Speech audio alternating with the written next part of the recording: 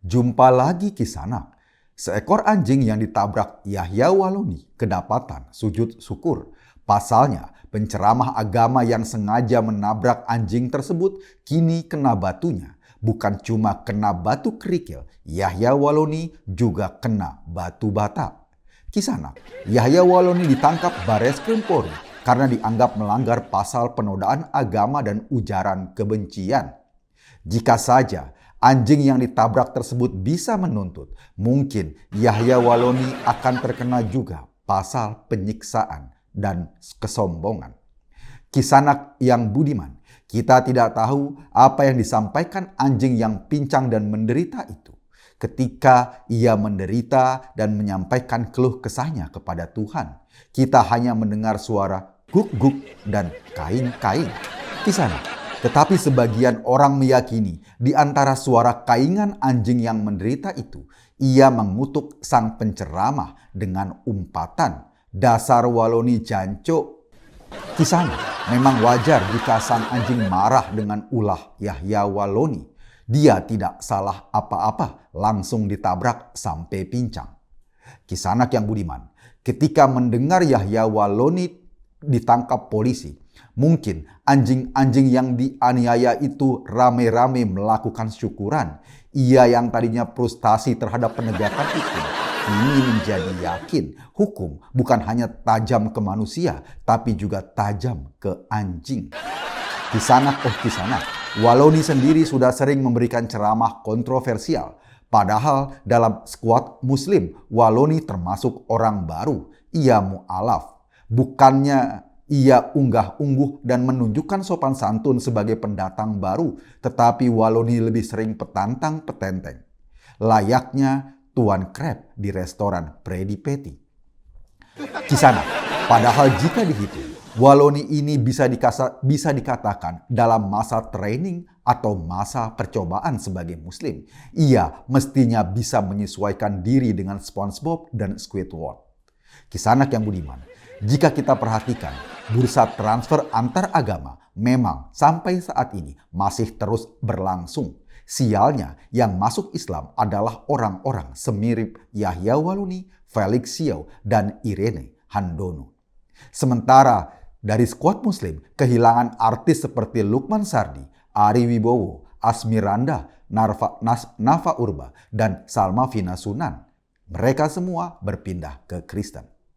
Kisanak yang budiman, jika melihat kelakuan Waloni, Felix Xiao, atau Irene Handono, kayaknya sebagian Muslim menginginkan mereka dikembalikan lagi ke agama lamanya. Tukar tambah juga tidak apa-apa. Sayang Kisanak, dalam nota pembelian terdapat catatan barang yang sudah dibeli tidak bisa dikembalikan lagi. Hamsyong Kisanak. Kisanak yang budiman, untung saja Islam masih punya Deddy Corbuzier dan Marcel Siaahan. Meski mereka baru masuk Islam dan mengikuti bursa transfer terbaru, keduanya menunjukkan perilaku yang adem dan tidak memalukan. Kisanak, para mu'alaf yang baru ditransfer ke Islam itu memang sering bikin masalah. Mereka-mereka inilah yang selalu sibuk menjelekkan klub lamanya atau agama lamanya. Yahya Waloni misalnya, saat ini terpaksa digelandang petugas karena menuding Injil sebagai kitab suci palsu. Perlu diingat, sebelum bergabung ke dalam Islam, Waloni mengaku sebagai pemeluk Kristen yang taat. Dengan menuding kitab suci Injil sebagai palsu, Waloni bukan saja menyakiti hati umat Kristen dan Katolik, sebetulnya ia juga menyakiti hati keluarganya sendiri yang mungkin saja masih beragama Kristen. Ketika menuding Bible sebagai kitab suci palsu, ini jelas bertentangan dengan kenyataan. Padahal kalau mau disimak, wajah Waloni inilah yang sebenarnya penuh kepalsuan. Ia seperti larutan penyegar yang tidak ada badaknya. Kisanak, kita ikuti berita kedua. Hutomo Mandala Putra atau dikenal dengan panggilan Tommy Soeharto kini sedang pusing 7 keliling. Hutang perusahaannya PT Timor Putra Nasional terus ditagih oleh Kementerian Keuangan. Jumlah utangnya sebesar 2,6 triliun.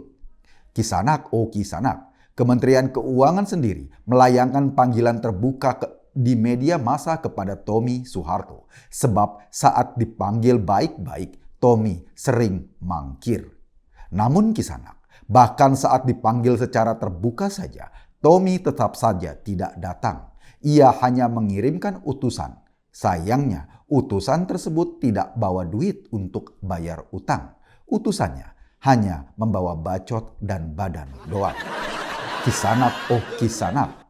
Panggilan ini adalah yang kesekian kalinya yang mensasar pangeran dan putri Cendana. Mereka dikejar dengan kewajiban-kewajibannya terhadap negara. Sebelumnya, Kementerian Keuangan juga sangat ngotot menagih utang Bambang Triatmojo dan juga kewajiban-kewajiban yayasan yang dulu di bawah naungan keluarga Cendana. Kisanak yang budiman, mungkin di zaman Soeharto, orang seperti Tommy selalu dikagumi. Ia punya rumah real estate, mobilnya banyak, wajahnya ganteng, banyak simpanan, sekali lirik oke sajalah. Orang memanggilnya bos eksekutif, tokoh papan atas segalanya, asyuk. Tetapi kisah di zaman Jokowi ini, Tommy mirip emak-emak yang meminjam uang pada pinjaman online. Dikejar-kejar terus sampai dapat. Initiate retreat! Initiate retreat! Request backup! Request backup! Request backup! Kisah sekali lagi asyik. Anda sedang berada di channel paling update seangkasa. Lemesin aja Tom. Terima kasih.